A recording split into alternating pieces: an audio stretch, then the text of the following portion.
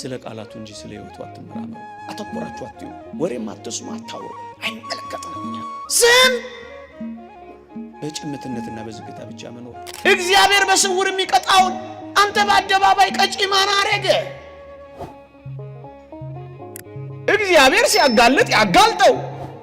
ፍቅር ካለ አንተ ሰውረው፣ ጊዜ ስጠው፣ እድል ስጠው እንዲመለስ። ወገኖቼ በሽተኛ ቁስሎቹን ገልጦ እንደሚያሳይ አንተም ቁስሎችህን ለካህን ገልጣ አሳይ ነው የሚለው።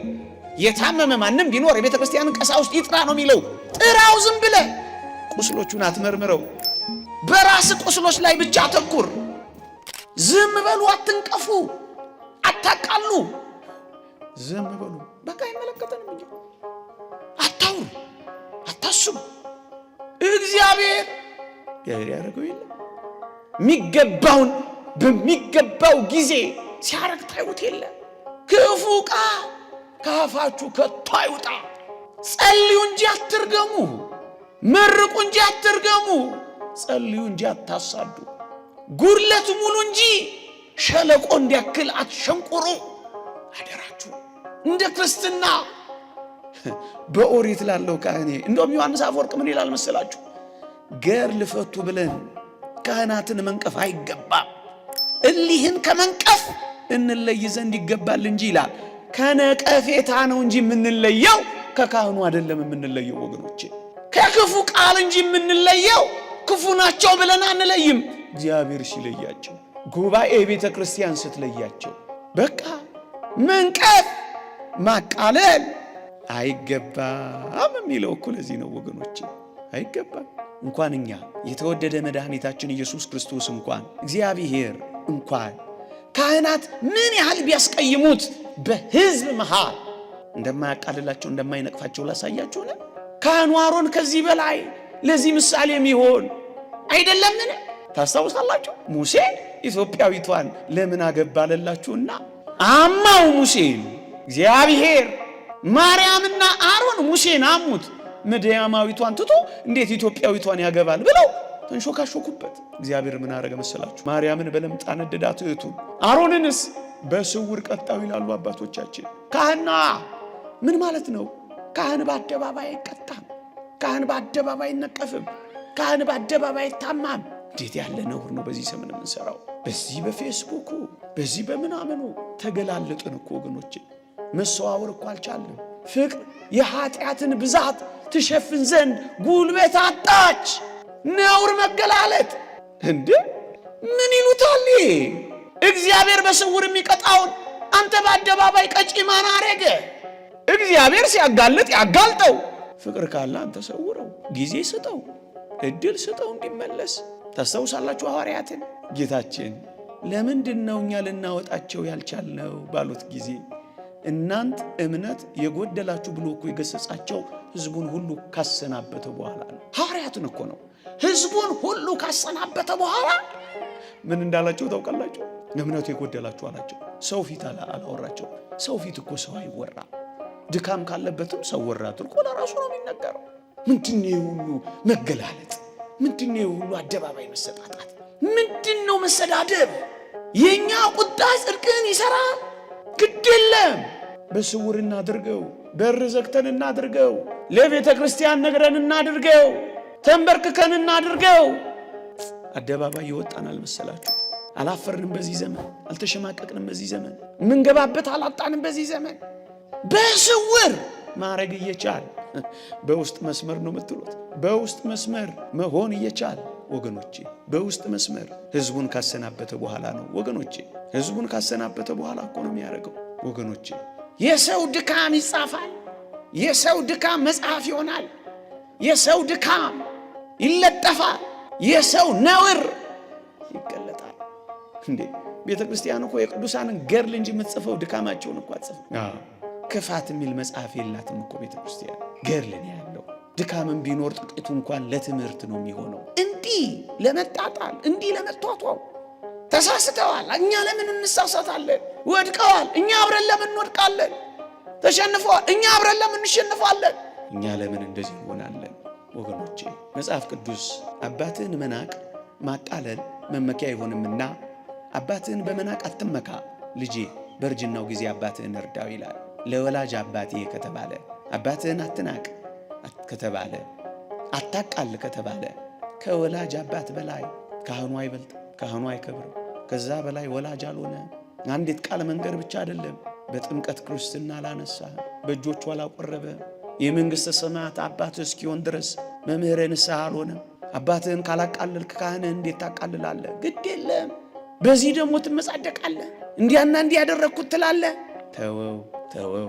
እዩ መሰረታዊ ጉዳይ መርሳት የሌለብን ምእመናን፣ ካህን በምግባር ሊወድቅ ይችላል። አገልጋይ በስህተት ሊደክም ይችላል። ግን እንዳትረሱ የካህኑ ምግባር ሊያቋርጥ የሚችለው በእግዚአብሔርና በካህኑ መካከል ያለውን ግንኙነት እንጂ በካህኑና በምስጢራተ ቤተ ክርስቲያን በእግዚአብሔርና በጽድቅና በቅድስና ጉዳይ ከምእመናን ጋር ባለው ሕይወት በእግዚአብሔርና በቤተ ክርስቲያን መካከል በእግዚአብሔርና በምእመናን መካከል በእግዚአብሔርና በምስጢራተ ቤተ ክርስቲያን መካከል ያለው ግንኙነት ከቶም ቢሆን አይቋረጥም። ካህኑ ሊወድቅ ይችላል። ካህኑ ከእግዚአብሔር መንጋነት ሊለይ ይችላል እንጂስ ቤተ ክርስቲያን እግዚአብሔር ግን አይለይም። አንዳንዶች እንደዚህ ይመስላቸዋል።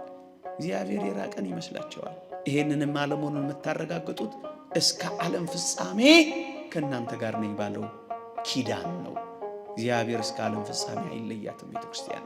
አንዳንዶች ሊለዩ ይችላሉ፣ እግዚአብሔር ግን አይለያትም። እግዚአብሔር የሚለይ የመሰላቸው አንዳንዶች ክፉ ነገርም ሲናገሩ እንሰማለን። እንደዚህ አይደለም። እስመ ካህን ሕጹጸ ምግባር ከመ ማኅቶ ዘሰሙቱ ይላል መጽሐፋችን ፍትሐ ነገሥት። እስመ ካህን ሕጹጸ ምግባር ከመ ማኅቶ ዘሰሙቱ፣ የምግባር ጉድለት ያለበት ካህን እንደሚነድ መብራት ነው ይላል። እንደሚነድ መብራት ነው ይላል። እሳቱ ክህነቱ ናት፣ ሰሙ ይጎዳል፣ መብራት ግን ይሰጣል። ምን ማለት ነው? ይቀልጣል እሱ፣ መብራት መስጠቱ ግን አይሰጥም፣ አይቋረጥም። ሰም እየቀለጠ መብራት እንደሚሰጥ ካህኑ እየጠፋ ግንስ ጸጋው ግን አይቋረጥም። ምን ማለት ነው? ለሌሎች ጸጋን ሲሰጥ ይኖራል፣ እሱ ግን ከጸጋው ምንጭ ይቋረጣል። ራሩለት፣ ከቻላችሁ አልቅሱለት፣ ሱባኤ ያዙለት፣ ለወደቀው ወንድማችሁ እዘኑለት፣ እጆቻችሁን ዘርጉለት፣ ሱባኤ ያዙለት፣ ተንበርከኩለት፣ አልቅሱለት፣ ወደ መንጋው እንዲመለስ፣ ወደ ልቡ እንዲመለስ፣ ወደ ሕይወት እንዲመለስ ጸልዩለት ወገኖች። እሱ ነው የሚጎለው እንጂ ቤተ ክርስቲያን አትጎልም። ሌላ ነጥብ ላንሳ። ሊቁ ዮሐንስ አፈወርቅ እንዲህ ይላል፣ ወደ ሐኪም ቤት ሄደህ ቁስልህን ልትታከም ስትሄድ እኔ የምለው ቁስልህን የሚያክምህን ሐኪም ቁስሉን ትጠይቀዋለህ እንዴ ይላል።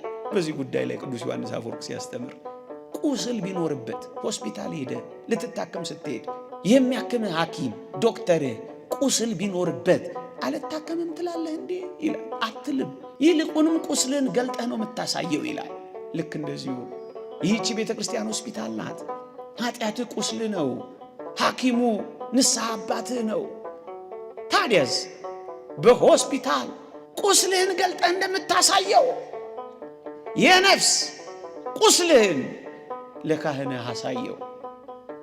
እዚያ ሆስፒታል የሐኪምህን ቁስል አይተህ አልታከምም እንደማትል ሁሉ እዚህም የካህንህን ቁስል አትመራመር፣ አይመለከተንም። ምእመናን ገጣባ ይሁን የሞላ አይመለከተንም። መታከም ነው እኛ ያለብን፣ ንስሐ መግባት ነው ያለብን፣ መቁረብ ነው ያለብን። ወገኖቼ በሽተኛ ቁስሎቹን ገልጦ እንደሚያሳይ አንተም ቁስሎችህን ለካህን ገልጣ አሳይ ነው የሚለው። የታመመ ማንም ቢኖር የቤተ ክርስቲያንን ቀሳውስት ይጥራ ነው የሚለው። ጥራው፣ ዝም ብለህ ቁስሎቹን አትመርምረው። በራስ ቁስሎች ላይ ብቻ አተኩር። ቅዱስ ጳውሎስ እንዳለው እያንዳንዱ የገዛ ራሱን ስራ ይፈትን። የገዛ ራስን ስራ ፈትን እንጂ ስለ ካህኑ አትመራመር ወገኖቼ፣ አትመራመር። ስለ ሕይወቱ እንጂ ስለ ቃላቱ እንጂ ስለ ሕይወቱ አትመራመሩ ይላል ዮሐንስ አፈወርቅ። አያመለከትም የንስሐ አባት ሕይወት ትምህርቱን ቃላቱን ብቻ እንጂ አደራችሁን ስለ ሕይወቱ አትመራመሩ። በቃ አንተ ይሄ አባቶቻችን ትምህርት ነው ወገኖቼ። ስለ ቃላቱ እንጂ ስለ ሕይወቱ አትመራመሩ። አተኩራችሁ አትዩ፣ ወሬም አትስሙ፣ አታውሩ። አይመለከትንም እኛ ዝም በጭምትነትና በዝግታ ብቻ መኖር ይልቅ ማንንም አለማየት። በደላችንና ኃጢአታችን አጉጦናል፣ እሱም ብቻ መመልከት። እንዴት አድርገን ከዚህ እንደምንወጣ ካህኑ እንዲረዳ እንዲጸልይልን ብቻ ማድረግ። ሁላችንም ቆስለናል። ሁሉ በሽተኛ፣ ሁሉ ራሴን ባይ በቤታችን ደህና መጥፋቱ ነው ወይ እስኪባል ድረስ ጥቂቶች ብቻ ደህናዎች፣ ብዙዎቻችን እኮ በሽተኞች ነን። ማን በማን ቁስል ላይ ማን በማን ገጣባ ላይ ይሳለቃል? እሱ ከፍ ባለና ታየና ወደቀ። እኛስ እኔ ያበረታታው አይደለም እንዲህ አይነቶቹን ግን አይደለም መመለስ አለብን። አንዳንድ ነገር ስለምናይ ነው ወገኖች፣ ስለ ቃላቱ እንጂ ስለ ሕይወቱ ብጥር አድርጋችሁ አትመልከቱ። ቅዱስ አትናቴዎስም እንዲህ ይላል። እነዚህን ተናግሬ ጨርሳለሁ። ገበሬ በጭቃጁ ስንዴ ቢዘራ ስንዴው አልበቅልም ይላል እንዴ? ይላል። በረከቱ ይደርብንና ገበሬ እኮ በጭቃጁ እኮ ነው ስንዴ የሚዘራው። እውነት አሰብ ስንዴው ይበቅላል አይበቅልም? ይበቅላል እንዴ! ግጥም አድርጎ ነው የሚበቅለው። ፍሬ ማያፈራ ስራ ማይሰራ እንዳይመስላችሁ። እግዚአብሔር እንጂ ሰው የሚሰራ ይመስላችኋል? እኔ ማስተምራችሁ ይመስላችኋል? እኔ የምናገራችሁ ይመስላችኋል? እኔ በልባችሁ ማሳደርባችሁ ይመስላችኋል? ባፈ ጩልሌነት መመልሳችሁ ይመስላችኋል? ቃላት በማቀናበር የሚሰራ ሕይወት ያለ ይመስላችኋል? አይደለም።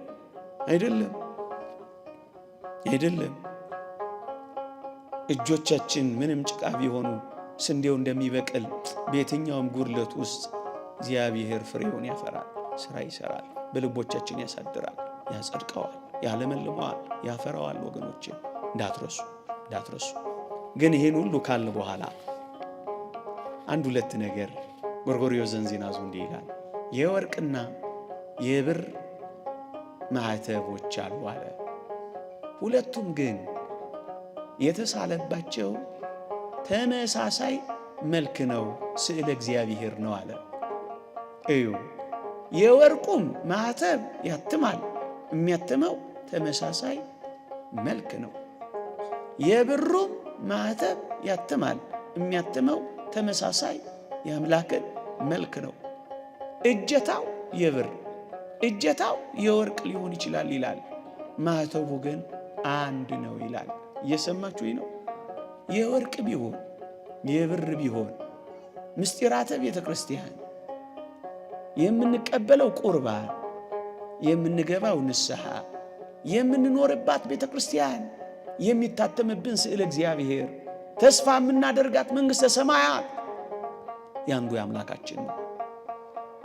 በብር ወይንም ደግሞ በወርቅ ሊሆን ይችላል፣ ወይም በብረት ሊሆን ይችላል፣ የብረትና የወርቅም ሊሆን ይችላል። የሚመታው ማዕተብ ግን የጌታችን መልክ ነው ወገኖቼ። ስለዚህ የብረቱን የወርቁን እያየን የብረቱ አያስፈልግም እንዳንል፣ የወርቁንም የብረቱንም የሚጠቀመው እግዚአብሔር ነው። የብረትና የወርቅ ማዕተብ ይልቁንም ሐሳባችንን መንፈሳችንን እንዲህ ባለ የእግዚአብሔር ቃል ሐሳብ ይዘን ብዙ ከመፍረድ ብዙ ከማውራት ብዙ ከመገፈታተር አንዳችን ለአንዳችን እየጸለየን ቁስሎቻችን ላይ ብቻ እያተኮር ክርስትናችን እንዳይወድቅ እረኛው ሲመታ መንጋው ደግሞ እንዳይበተን ብርቱ ጸሎት፣ ብርቱ ምህላ፣ ብርቱ እንባ ልናደርስ ይገባል። ከመወጋገዛችን በላይ ወገኖቼ አንዳችን ለአንዳችን መጸለያችን ሊቀድም ይገባል።